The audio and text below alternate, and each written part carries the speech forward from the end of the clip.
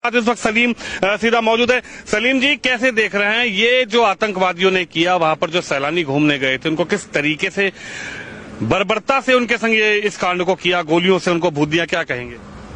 देखिए, ये अगर हम अपने नजरिए से बोल लेंगे तो ये गलत हुआ है, ये आतंकवादी हमला है, ये मानवता के खिलाफ है।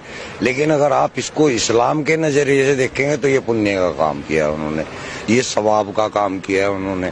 ये कुरान के स्क्रिप्चर सूरह तौबा की जो 5 आयत है उसके अंदर सेम टू सेम यही प्रक्रिया लिखी है कि काफिरों को जहां पाओ वहां देखो, उनको मारो, घात लगा करके उनको मारो। इन्होंने भी तो वही किया, घात लगा के मारा, बाकायदा उसकी रेकी हुई है।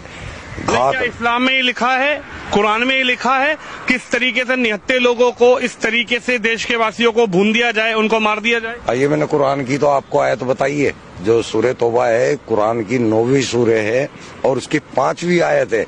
वहां पे ये लिखा हुआ है, सेम इसी तरह बर्बर तरीके से मारने का लिखा हुआ है।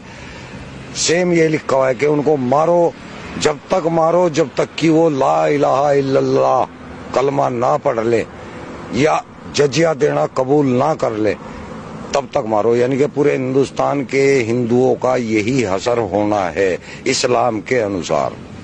इस्लाम के अंदर अल तकिया नाम की चीज होती है, आपने सुना होगा अल तकिया।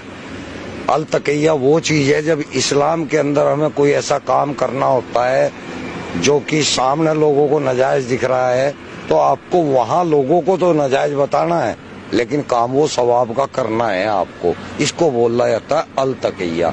तो ये अल तकिया करते हैं, जो कहते हैं ना हिंदू मुस्लिम भाईचारा, ये अल तकिया है, ये कुरान के अंदर है, हदीसों के अंदर है। मुसलमानों को तो, मैं इंडिया के मुसलमानों की बात कर रहा, बाहर के नहीं। मुसलमान इंडिया का जो है वो अनपढ़ है, उसको कुरान के बारे में कोई नॉलेज नहीं है। इसलिए अगर वो भाईचारे की बात कर रहा है तो वो ठीक कर रहा है, लेकिन वो इस्लाम के अनुसार गलत कर रहा है।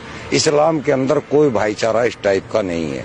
इस्लाम के अंदर केवल मुस्लिम मुस्लिम भाईचारा है, हिंदू मुस्लिम भाईचारा कोई नहीं है। आप पढ़ के देखें या किसी आलिम से बात करके देखें। अब मैं भी आलिम ही हूँ, मैं आपको बता रहा हूँ।